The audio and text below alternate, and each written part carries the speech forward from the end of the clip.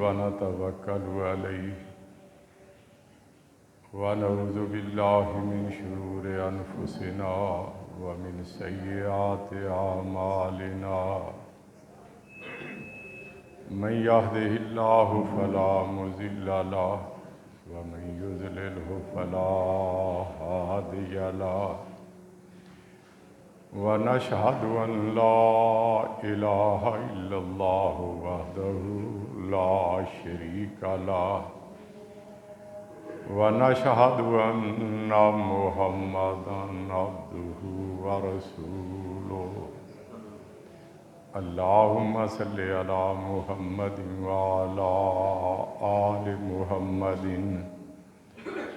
كما صليت على إبراهيم وعلى آل إبراهيم إنك حميد مجيد اللهم بارك على محمد وعلى آل محمد كما باركت على إبراهيم وعلى آل إبراهيم إنك حميد مجيد أما بعد فإن خير الحديث كتاب الله وخير الهدي هدي محمد صلى الله عليه وسلم وشر الأمور محدثاتها وكل محدثة بدعة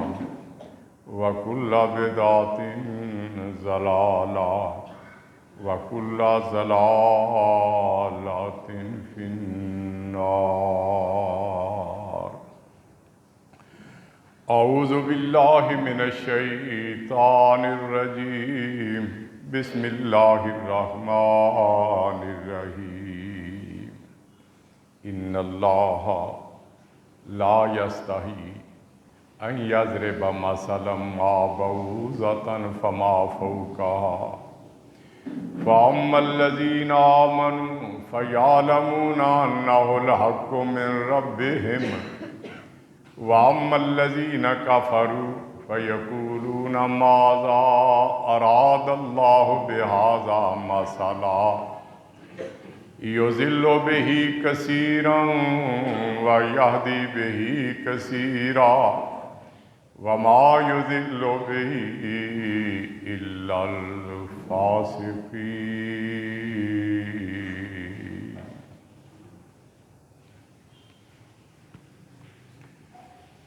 حمد و ثنا کے بعد سورۃ البقرہ پہ گفتگو ہو رہی ہے. گزشتہ ملاقات میں امثال القرآن کے ضمن میں ایمان، نور اور کلمہ طیبہ کا ذکر ہوا تھا، اور آج کفر، تاریکی اور کلمہ خبیثہ پر بیان ہوگا. اللہ تعالیٰ سے دعا ہے کہ وہ ہمیں کفر، اس کی تاریکی اور تباہی اور بربادی سے محفوظ فرما لے. آمین. میرے بھائیوں، دوستو اور حق کے متلاشی ہم سفر ساتھیوں، یہ قرآن انسانوں کو سمجھانے کے لیے نازل ہوا ہے، اور جب کوئی بات مثال کے ذریعے سمجھائی جائے تو جلدی سمجھ میں بھی آ جاتی ہے، اور دل و دماغ میں اس کے اثرات دیر پا ہوتے ہیں. اس لیے اللہ تعالیٰ نے قرآن کریم میں بڑے بڑے معاملات کو مثالوں کے ذریعے بیان کیا، تو وہاں سمجھانے کے لیے چھوٹی چھوٹی چیزوں کا بھی ذکر کیا ہے، جس پہ چھوٹے ذہن کے لوگوں نے اعتراض شروع کر دیے کہ اللہ کی ذات تو بڑی عظیم ہے، ایسی مثالیں اس کو زیب ہی نہیں دیتی۔ تو اللہ تعالیٰ نے ان پہ واضح کیا، فرمایا ان اللہ لا یستحی ان یضرب مثلا ما بعوضۃ فما فوقها، اللہ تعالیٰ کوئی بھی مثال بیان کرنے سے نہیں شرماتا، وہ مچھر کی ہو یا اس سے اوپر کی کسی چیز کی ہو۔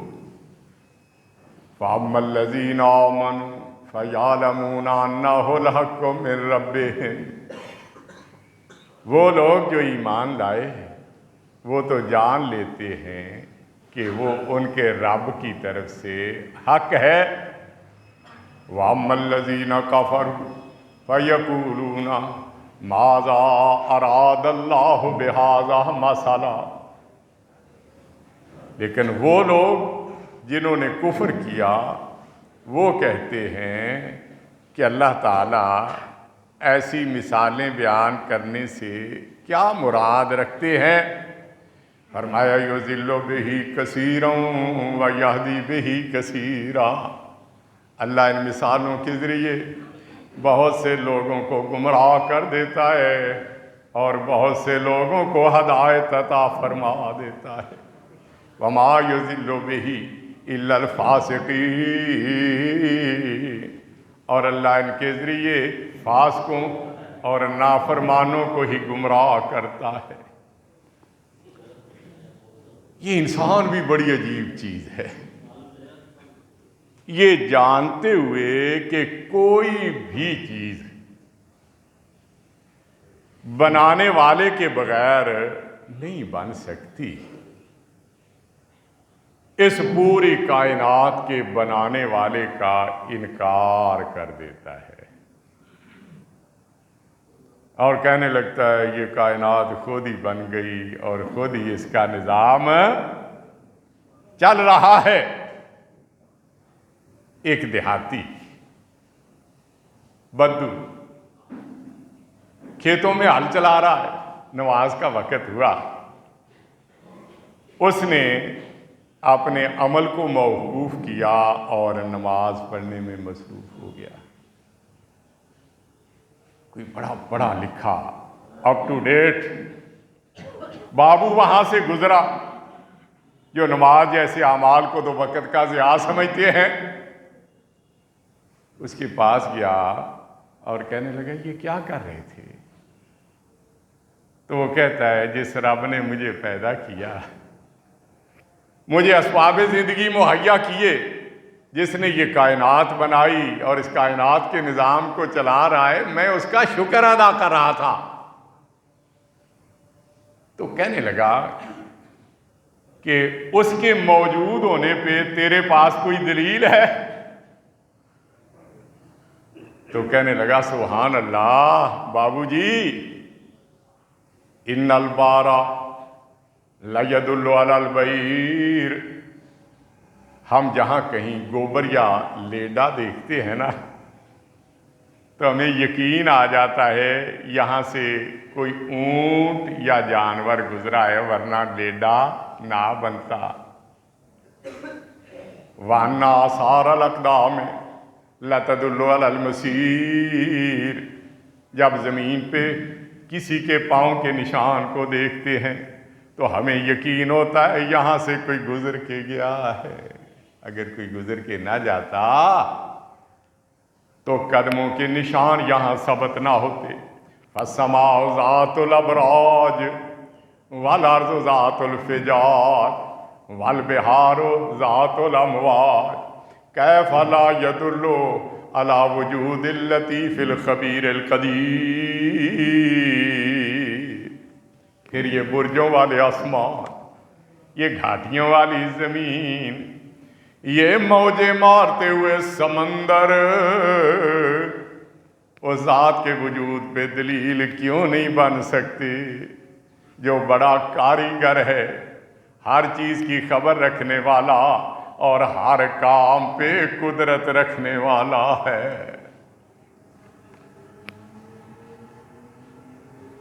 فاتح قادیان شیخ الاسلام مولانا ثناء اللہ امرتسری رحمۃ اللہ علیہ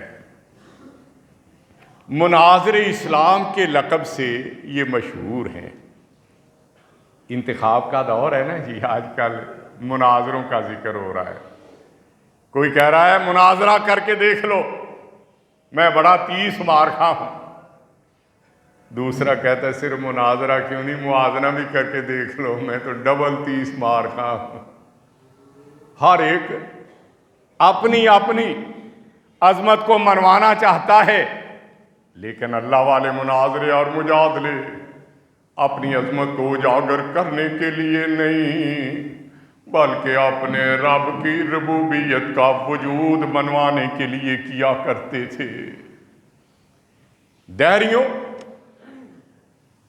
اللہ کے وجود کے منکروں کافروں سے مناظرہ طے ہو گیا۔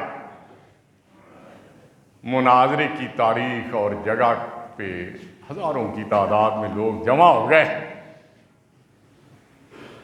شیخ الاسلام ارادتاً جانے میں کچھ تاخیر کر دی، انہوں نے شور مچانا شروع کر دیا کہ شیخ الاسلام جھوٹے ہیں، تبھی مناظرے اور مجادلے کے لیے یہاں آ نہیں سکے۔ کچھ دیر گزری، شیخ الاسلام بھی تشریف لے گئے، تاخیر کی معذرت کی اور کہا کہ آج میں نے راستے میں ایک عجیب منظر دیکھا ہے۔ مناظرے میں شریک ہونے کے لیے آ رہا تھا، راستے میں دریا آ گیا۔ دریا عبور کرنے کے لیے میں نے ادھر ادھر نگاہ دوڑائی، کوئی کشتی نظر آئے، لیکن کسی کشتی کا نام و نشان ہی نہیں تھا۔ میں حیران پریشان تھا کہ اچانک دریا کے کنارے ایک درخت کٹ گیا، اس درخت کے تختے بنے لگے، پھر وہ آپس میں جڑ کے کشتی کی صورت اختیار کرنے لگے، کشتی تیار ہوئی، کشتی آئی، مجھے آواز دی مولوی صاحب آ کے سوار ہو جائیں، میں بیٹھ گیا۔ کشتی نے بغیر ملا کے چلنا شروع کر دیا اور مجھے دوسرے کنارے پہ پہنچا دیا۔ اس وجہ سے مجھے آنے میں تاخیر ہو گئی۔ تو انہوں نے پھر دوبارہ شور کیا، ہم تو پہلے ہی کہتے تھے کہ یہ جھوٹے ہیں، اور اب تو لوگوں نے اپنی نگاہوں سے اس کے جھوٹے ہونے کا ثبوت دیکھ لیا ہے۔ یہ کیسے ممکن ہے کہ کشتی بغیر بنانے والے کے بن جائے اور بغیر ملا کے دریا عبور کر لے؟ اور فرمانے لگے کم عقلو، یہی بات تو میں تمہیں سمجھانا چاہ رہا ہوں۔ جب ایک کشتی بنانے والے کے بغیر نہیں بن سکتی تو یہ کائنات بنانے والے کے بغیر کیسے بن سکتی ہے؟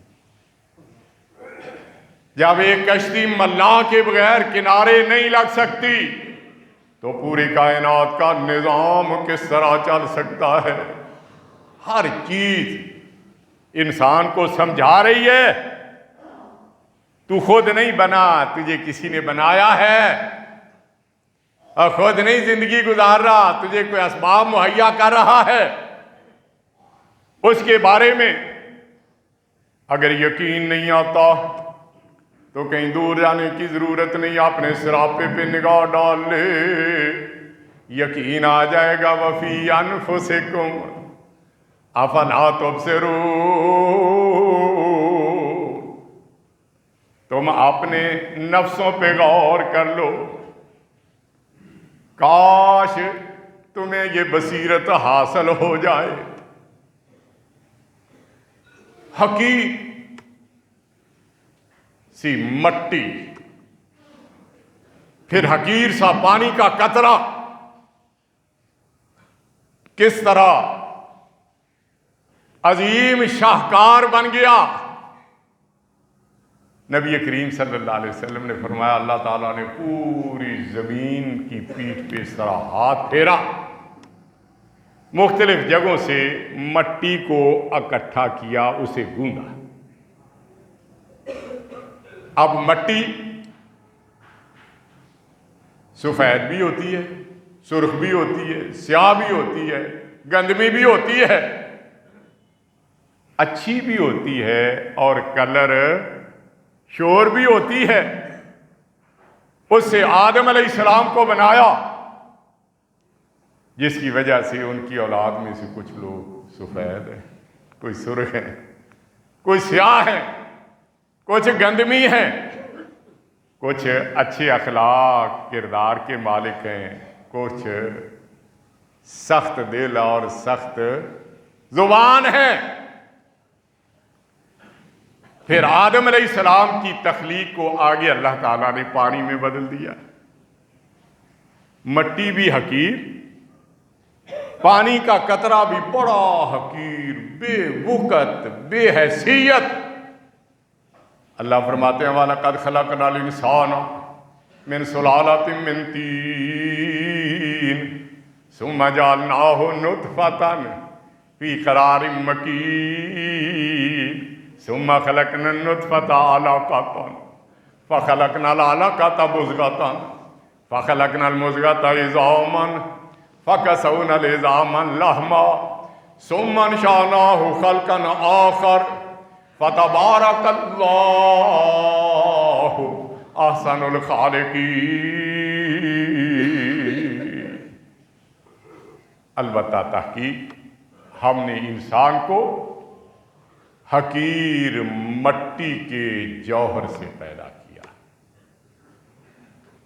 پھر اسے نطفہ بنا کے ایک محفوظ مقام پہ رکھ دیا، پھر اس نطفے کو جمع ہوا خون بنایا، جمے ہوئے خون کو بوٹی بنایا، بوٹی کو ہڈیاں بنایا، ہڈیوں پہ گوشت چڑھایا، ایسی جگہ جہاں نہ کوئی آ سکتا ہے نہ جا سکتا ہے، اس کا سراپا بنایا، اس کا ڈھانچہ تیار کیا، دروازے کی جگہ منہ لگایا، کھڑکیوں کی جگہ کان لگائے، اس میں سماعت کے آلے نصب کر دیے، اور روشن دانوں کی جگہ آنکھیں لگائیں، اس میں دیکھنے کے لیے دوربینیں فٹ کر دیں، چھت کی جگہ کھوپڑی بنائی، اس کے نیچے عقل و خرد کے خزانے جمع کر دیے۔ ثم انشأناہ خلقا آخر، حقیر پانی کے قطرے میں یہ محفوظ جگہ پہ گیا تھا، ثم انشأناہ خلقا آخر، پھر ہم نے اس کو ایک اور ہی انداز میں تخلیق کیا، فتبارک اللہ احسن الخالقین۔ وہ اللہ سب سے اچھی تخلیق کرنے والا بڑا ہی بابرکت ہے۔ مٹی بے جان اور مردہ، اور انسان جاندار، مٹی گونگی، بہری، اندھی، اور انسان بولنے والا، سننے والا، دیکھنے والا، سوچنے اور سمجھنے والا۔ اب دیکھیں یہ مٹی ہی تھی نا، اس کا بنا ہوا میں بھی بول رہا ہوں، اسی سے آپ بھی بنے ہوئے ہیں، سن بھی رہے ہیں، دیکھ بھی رہے ہیں، اور سوچ سمجھ بھی رہے ہیں۔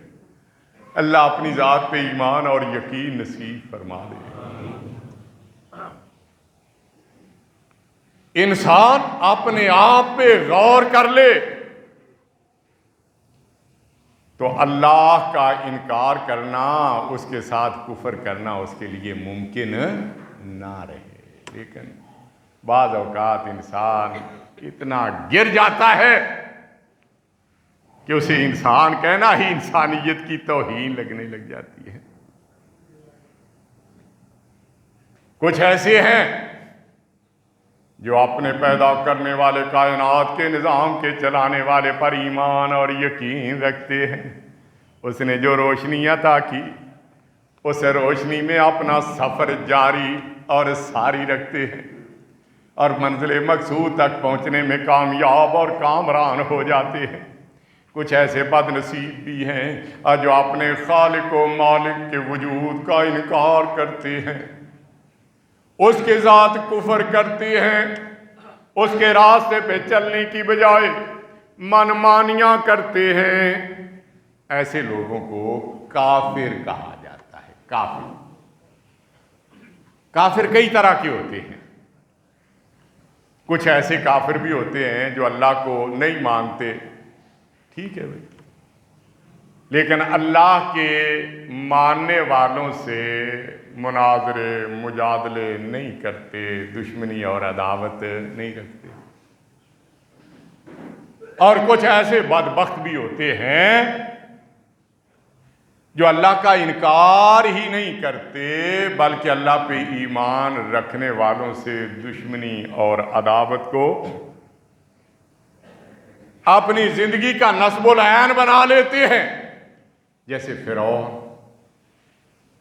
حامان، شداد، ابو لہب، ابو جہل، امیہ بن خلف، یا آج اپنے پڑوس میں مودی کی صورت میں مودی کو دیکھ لیں،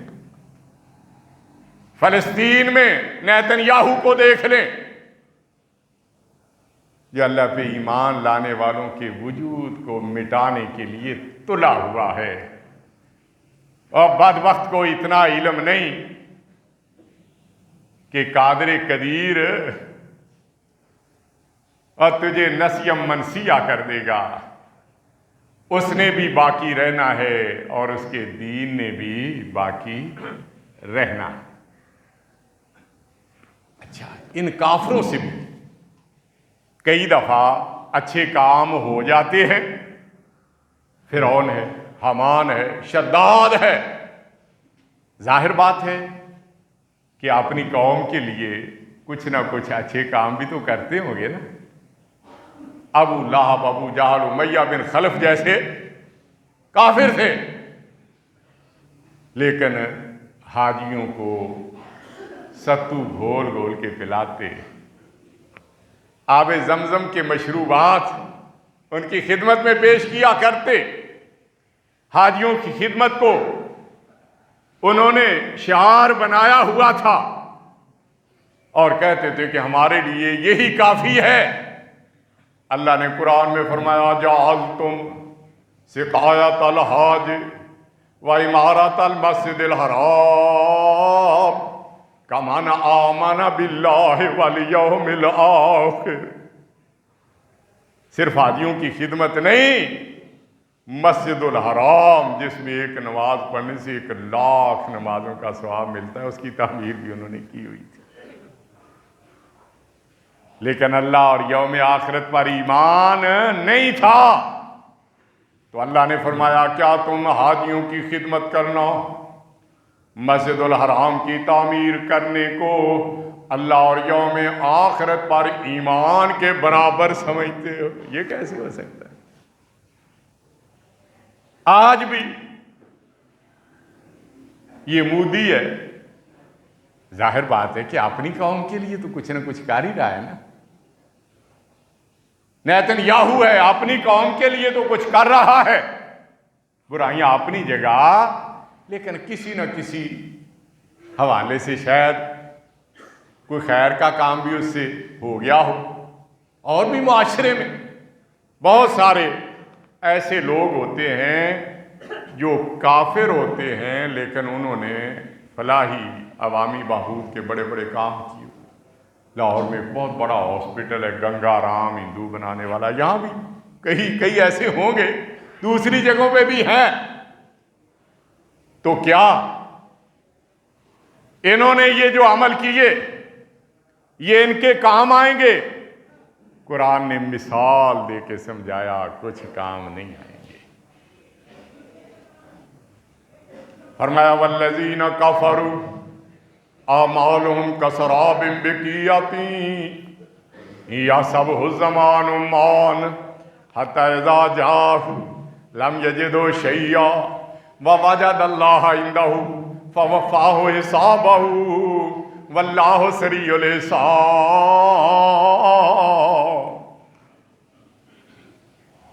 وہ لوگ جنہوں نے کفر کیا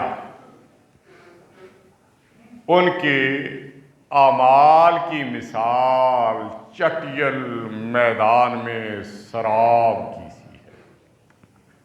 چٹیل میدان یا ریگستان میں دوپہر کے وقت جب روشنی پڑتی ہے نا تو میدان اور ریگستان دور سے ایسے محسوس ہوتے ہیں جیسے پانی کے تالاب ہیں اور پانی موجیں مار رہا ہے۔ اب پیاسے چاہتے ہیں کہ بھئی پانی ہے، پیاس بھی ہے، پانی بھی ہے، تو پھر دیری اور دوری کس بات کی، دوڑ کھڑے ہوتے ہیں، چلو پانی پیتے ہیں۔ وہاں جاتے ہیں کچھ ہاتھ نہیں لگتا۔ فرمایا وہ لوگ جنہوں نے کفر کیا ان کے اعمال کی مثال چٹیل میدان میں سراب کی سی ہے، اور جسے سخت پیاسا پانی خیال کرتا ہے جب اس کے پاس آتا ہے لم یجد شیئا تو اسے کچھ بھی نہیں پاتا۔ ووجد اللہ عندہ، وہاں اپنے پاس اللہ کو پاتا ہے۔ واللہ سریع الحساب، اور اللہ اس کا حساب چکتا کر دیتے ہیں۔ ساتھ ہی دوسرے کافروں کی مثال بھی بیان کی جو کافر بھی ہیں اور دین کی دشمنی کا کوئی موقع بھی ہاتھ سے نہیں جانے دیتے۔ فرمایا او کا بحر لجی او کا ظلمات فی بحر لجی یغشاہ موج من فوقہ موج من فوقہ سحاب الظلمات بعضها فوق بعض اذا اخرج یدہ لم یکد یراہا ومن لم یجعل اللہ لہ نورا فما لہ من نور۔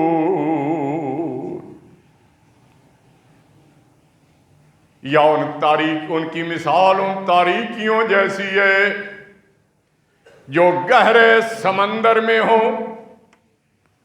پانی میں ایک حد تک تو اوپر سے روشنی جاتی ہے، لیکن اس حد سے آگے جب بڑھے نا تو تحقیق یہ ثابت کرتی ہے کہ وہاں روشنی ختم، تاریکی ہی تاریکی، گہرے پانی کی تاریکی، پھر پانی کی موج کی تاریکی، پھر موج کے اوپر اور موج کی تاریکی، پھر گہرے بادلوں کی تاریکی۔ ظلمات تاریکیاں ہی تاریکیاں ہیں اور جو ایک دوسرے پہ حاوی ہو چکی ہیں، اتنی تاریکیاں حتی اذا اخرج یدہ لم یکد یراہا۔ آدمی کتنی بھی تاریکی میں ہونا اپنے جسم میں جس حصے کو زیادہ دیکھنے پہ قادر ہوتا ہے نا وہ ہاتھ ہی ہے۔ پاؤں دور ہیں، دوسرے حصے دور ہیں، لیکن ہاتھ کو ہلا کے ایسے آنکھوں کے سامنے لے آتا ہے۔ فرمایا یہ تاریکیوں میں گھرے ہوئے ہیں بدبخت، جس نے پیدا کیا اس کا انکار ظلمت نہیں تو اور کیا ہے، اس کے بارے میں بری باتیں کہنا ظلمت اور تاریکی نہیں تو اور کیا ہے، اس کے بتائے ہوئے راستے پہ نہ چلنا ظلمت اور تاریکی نہیں تو اور کیا ہے۔ فرمایا ایسی تاریکیوں میں گھرے ہوئے ہیں اگر اپنا ہاتھ بھی دیکھنا چاہیں تو اپنے ہاتھ کو بھی نہیں دیکھ سکیں گے۔ من لم یجعل اللہ لہ نورا، نور دینے والا تو اللہ ہے، اور جس کو اللہ نور نہ دے فما لہ من نور، اور اس کو کہیں سے روشنی حاصل نہیں ہو سکتی۔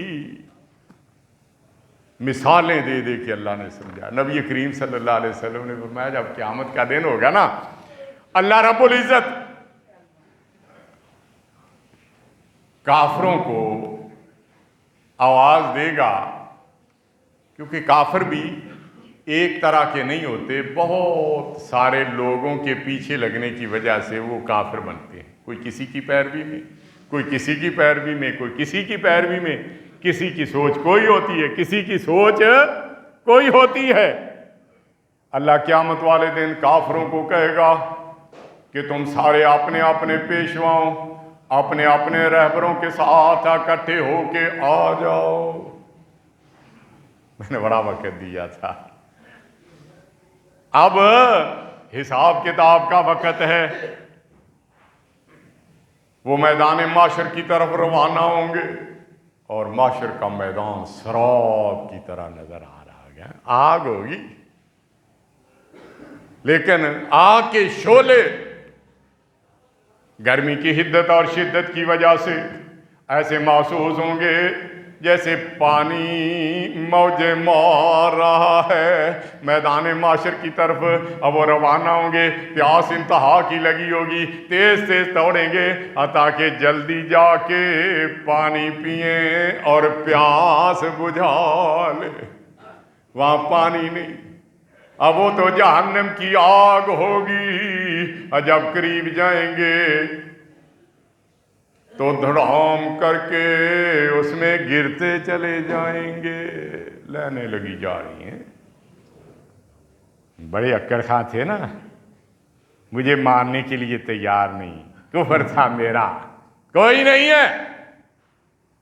جہنم میں چلے جائیں گے۔ نبی کریم نے فرمایا یہودی، عیسائی اور کچھ دیگر بچے کچھ لوگ بھی رہ جائیں گے۔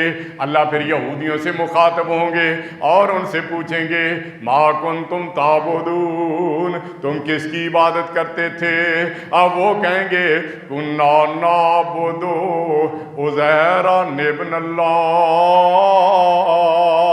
ہم عزیر علیہ السلام کی جو اللہ کا بیٹا ہے اس کی عبادت کرتے تھے۔ اللہ فرمائیں گے کذاب، تم جھوٹ بولتے ہو، متخذ اللہ من صاحبۃ ولا ولد، اللہ کی نہ کوئی بیوی ہے نہ کوئی بیٹا ہے۔ اچھا یہ بتاؤ اب کیا چاہتے ہو؟ معاشر کا میدان ہوگا، پیاس انتہا کی ہوگی، عرض کریں گے فاسقنا یا رب، اب پروردگار عطشنا یا رب، ہم پیاسے ہیں، ہمارے پانی کا انتظام کیا جائے۔ فَيُحْشَرُونَ إِلَى النَّارِ كَأَنَّهَا سَرَابٌ يَحْتِمُ بَعْضُهَا بَعْضًا، نبی کریم نے فرمایا انہیں آگ کی طرف روانہ کیا جائے گا، آگ انہیں ایسے محسوس ہوگی جیسے سراب ہے، پانی موجیں مار رہا ہے۔ اب وہ وہاں جائیں گے اور جہنم کی آگ میں گر جائیں گے۔ پھر اللہ عیسائیوں کی طرف مخاطب ہوں گے اور ان سے پوچھیں گے ما کنتم تعبدون، تم کس کی عبادت کیا کرتے تھے؟ تو وہ کہیں گے انا کنا نعبد المسیح ابن اللہ، ہم اللہ کے بیٹے مسیح علیہ السلام کی عبادت کرتے تھے۔ اللہ فرمائیں گے کذاب، تم جھوٹ کیوں بکتے ہو؟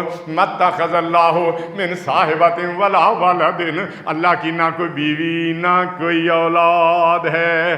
اب بتاؤ تم نے جو کرنا تھا وہ کر لیا، اب کیا چاہتے ہو؟ عرض کریں گے عطشنا یا رب فاسقنا، پروردگار ہم پیاسے ہیں، ہمارے پانی کا انتظام کام کیا جائے، آپ نے فرمایا فَيُحْشَرُونَ إِلَى النَّارِ كَأَنَّهَا سَرَابٌ يَحْتِمُ بَعْضُهَا بَعْضًا، انہیں بھی آگ کی طرف اشارہ کیا جائے گا، اب وہ سراب کی طرح نظر آئے گی، اور جہاں پیاس بجھانے والا ٹھنڈا پانی نہیں، بلکہ ان کے جسم کو چور چور کر دینے والی تباہ کن آگ ہوگی، فَيَتَحَافَتُونَ فِيهَا، اس میں گر جائے گی۔ اللہ نے مثالیں بیان کر کے بتایا ہے کہ ایمان والے کس طرح سلامت رہتے ہیں اور کفر والے کس طرح تباہ و برباد رہتے ہیں۔ ایمان یہ ایک بہت بھاری چیز ہے، اور جو ایمان والوں کو محفوظ بنانے میں کردار ادا کرے گی۔ نبی کریم نے فرمایا قیامت والے دن معاشر کا میدان سجا ہوگا، اللہ سارے لوگوں کے سامنے میری امت میں سے ایک آدمی کو بلائیں گے، فَيَنْشُرُ عَلَيْهِ 99 سِجِّلًا كُلُّ سِجِّلٍ مِثْلُ مَدِّ الْبَصَرِ، اس کے سامنے اس کی خطاؤں گناہوں سے بھرے ہوئے 99 رجسٹر پھیلا دیں گے، اور جو سب حد نگاہ تک پھیلے ہوں گے۔ ہم بڑے پارسا بنتے ہیں لیکن اتنے پارسا ہیں نہیں، غلطیاں ہوتی ہیں ہم سے، اور جو ہم غلطیاں کرتے ہیں یا غلط بات کہتے ہیں وہ سب ریکارڈ کی جا رہی ہیں، لکھی جا رہی ہیں۔ فرمایا ما یلفظ من قول الا لدیہ رقیب عتید، اے انسان دنیا میں انسان بن کے رہ، اور زبان کو آزاد نہیں چھوڑنا، اس سے جو چیز نکلتی ہے وہ ریکارڈ کی جاتی ہے، اس کا اچھا استعمال کرنے کی کوشش کرنا۔ اے انسان تو مادر پدر آزاد نہیں، جو مرضی کرتا چلا جائے۔ وَإِنَّ عَلَيْكُمْ لَحَافِظِينَ كِرَامًا كَاتِبِينَ، ہم نے تم پہ نگران مقرر کر رکھے ہیں جو معزز فرشتے لکھنے والے ہیں، سب کچھ لکھ رہے ہیں۔ اللہ 99 رجسٹر پھیلا دیں گے اور پوچھیں گے تنکر من ھذا شیئا، کیا ان میں سے کسی کا انکار کرتا ہے کہ تو نے کوئی کام نہ کیا اور فرشتوں نے درج کر ڈالا ہو؟ عرض کرے گا لا یا رب، پروردگار وہ فرشتے ہیں، وہ غلطی کیسے کریں گے، غلطیاں تو مجھ سے سرزاد ہوئی ہیں۔ لکھتے ہیں بھائی، قدر کرو لکھنے کی ہیں، اچھائیاں بھی لکھتے ہیں، برائیاں بھی لکھتے ہیں۔ نبی کریم نے فرمایا جب جمعے والا دن ہوتا ہے، جمعے کی اذان سے پہلے، خطبہ شروع ہونے سے پہلے فرشتے رجسٹر لے کے دروازے پہ کھڑے ہو جاتے ہیں، نام لکھ رہے ہیں۔ تکلیف بھی ہو نا تو کوشش ہوتی ہے کہ چلے جائیں، کوئی سہارا لے کے بیٹھ جائیں گے جن کے دل میں اللہ کا پیار ہوتا ہے نا، اور کچھ ایسے مست لگے ہوئے اپنے کام میں، پرواہ ہی کوئی نہیں، جب آتے ہیں تو چاندی کے سوا یہاں کوئی نظر ہی نہیں آ رہا ہوتا۔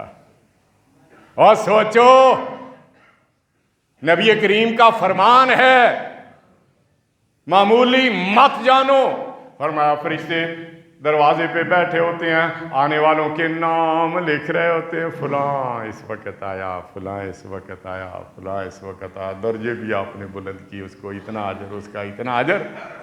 فرمایا اذا خرج الامام طووا صحفهم ويستمعون الذکر، جب امام خطبہ دینے کے لیے نکلتا ہے فرشتے رجسٹر بند کر دیتے ہیں اور واعظ و نصیحت سننے میں مصروف ہو جاتے ہیں۔ یہاں آپ ہیں نا، فرشتے بھی یہاں ہوں گے، تو میرے بھائیوں جب آئیں تو کوشش کریں کہ آپ نے نام بھی لکھوا کے آئے کہ ہم نے جمعے کے لیے آئے ہیں، آئیں اور نام بھی نہ ہو، یہ اچھا کام تو نہیں ہے نا۔ اللہ پوچھیں گے تنکر من ھذا شیئا، کیا ان میں سے کسی کا انکار کرتا ہے؟ عرض کرے گا لا یا رب، پروردگار کوئی انکار نہیں، میں سب کا اقرار کرتا ہوں، یہ غلطیاں مجھ سے سرزد ہوئی ہیں۔ اللہ پوچھیں گے ازالما کا کاتبۃ الحافظون، کیا لکھنے والے فرشتوں نے تیرے اوپر کوئی ظلم کیا ہے؟ تو نے کوئی غلطی نہ کی ہو اور انہوں نے اس میں لکھ دی ہو، تو اس کا انکار کرتا ہے۔ عرض کرے گا لا یا رب، پروردگار میں انکار نہیں کرتا بلکہ سب کا اقرار کرتا ہوں۔ اللہ پوچھیں گے کیا تیرے پاس ان چیزوں کا کوئی مداوع ہے جو کفارہ بن سکے؟ عرض کرے گا لا یا رب، پروردگار اب میں تو سر سے لے کے پاؤں تک حقیر پر تقصیر ہوں، اور میرے پلے تو اللہ کچھ بھی نہیں۔ اللہ فرمائیں گے بلا ان لک عندنا حسنہ، ہاں تیری ایک نیکی ہمارے پاس ہے۔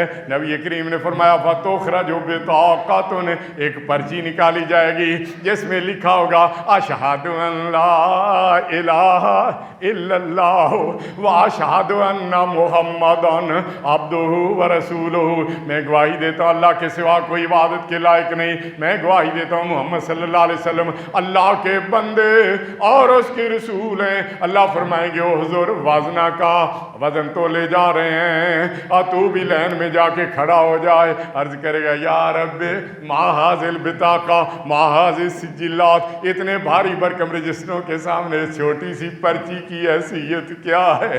لیکن تعمیل حکم میں چلا جائے گا۔ آپ نے فرمایا فتوضع السجلات فی کفۃ والبطاقۃ فی کفۃ، ترازو کے ایک پلڑے میں 99 بھاری بھرکم رجسٹر رکھ دیے جائیں گے، دوسرے پلڑے میں یہ پرچی رکھ دی جائے گی۔ فتاشت السجلات وثقلت البطاقہ، 99 رجسٹر ہلکے ہونے کی وجہ سے اوپر اٹھ جائیں گے، پلڑا زمین میں لہرانے لگے گا، اور اس پرچی والا پلڑا اب بھاری ہونے کی وجہ سے زمین سے اٹھنے کا نام نہیں لے گا۔ اور یہ وزن ہے ایمان کا ہے، جس کی اللہ نے مثالیں بیان کی۔ یہ پاکیزہ درخت کی طرح جس کی جڑیں زمین میں مضبوط ہوں، شاخ آسمان تک پہنچی ہوئی ہو، جو ہر موسم میں پھل دیتا ہے۔ اللہ اکبر، جس طرح ایمان کا وزن ہے اسی طرح کفر کا بوجھ ہے۔ نیکیاں جو کی ہیں بظاہر تو اس کا بدلہ ملنا چاہیے نا، لیکن اللہ کا انکار کرنا، اس کے احکام کو نہ ماننا، اور یہ اتنا بھاری بوجھ ہے اس کے نیچے سب کچھ دب کے رہ جاتا ہے۔ اللہ تعالیٰ نے جس طرح کلمہ طیبہ کی مثال بیان کی، اسی طرح کلمہ خبیثہ کی مثال بھی بیان کی۔ وَمَثَلُ كَلِمَةٍ خَبِيثَةٍ كَشَجَرَةٍ خَبِيثَةٍ نِجْتُثَّتْ مِنْ فوق الارض ما لها من قرار، اور جس طرح شجر طیبہ کی جڑیں زمین میں پیوست ہیں، شاخ آسمان تک پہنچی ہیں، ہر موسم میں پھل دیتا ہے، اسی طرح گندی بات گندے کلمے کی طرح ہے، اور جس کو زمین سے اکھاڑ دیا گیا ہو، ما لہا من قرار، اس میں کوئی ٹھہراؤ ہی نہیں ہے۔ اللہ تیرا کرم ہے، تو نے ہمیں ایمان کی دولت نصیب فرمائی، اللہ کفر سے بچایا، اللہ ایمان پہ عمل پیرا ہونے کی توفیق عطا فرما، اللہ کفر اور ان کا ساتھ دینے سے ہمیں محفوظ فرما دے۔ اسی طرح اللہ تعالیٰ نے مشرک کی مثالیں بھی بیان کی ہیں جن پہ آئندہ بیان ہوگا۔ وآخر دعوانا الحمدللہ رب العالمین۔